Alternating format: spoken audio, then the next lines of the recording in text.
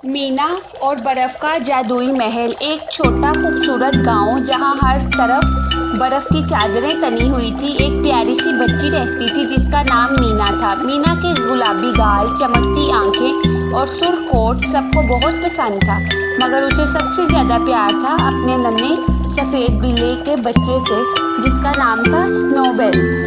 एक सुबह मीना ने खिड़की से बाहर झांका तो खुशी से चीख पड़ी, बर्फ पड़ रही है। बर्फ के काले आसमान से ऐसे गिर रहे थे जैसे परियां नाच रही हो। मीना ने जल्दी से दस्ताने, टोपी और बूट पहने और रंग बिरंगे गुब्बारे पकड़कर बाहर दौड़ गई।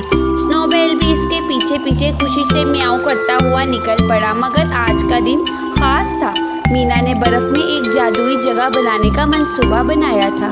मीना ने सबसे पहले एक बड़ा सा स्नोमैन बनाया। 3 गोल गोल बर्फ के गोले बनाए, इन्हें एक दूसरे के ऊपर रखा।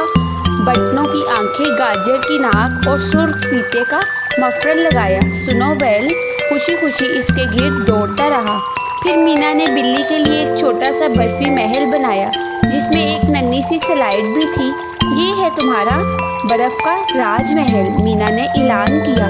स्नोबेल खुशी से अंदर कूद पड़ा। अचानक तेज हवा चली और मीना के गुब्बारे ऊपर उड़ने लगे। ओह नहीं! मीना ने गुब्बारों को मजबूती से थामा, मगर गुब्बारे उसे भी अपने साथ आसमान की तरफ उड़ा ले गए। मीना आसमान में उड़ते हुए नीचे गांव को देखती रही। हर चीज़ बर्फ में चमक रही थी। छतें, दरख्तें, बच्चे खेलते हुए, सब कुछ एक ख्वाब सा लग रहा था।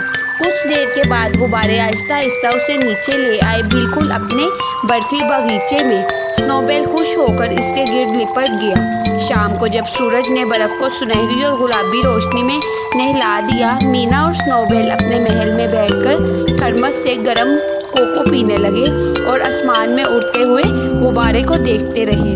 उस दिन के बाद हर बार जब बर्फ़ पड़ती, मीना और उसका बिल्ला स्नोबेल अपना बर्फ़ का जादुई महल ज़रूर बनाते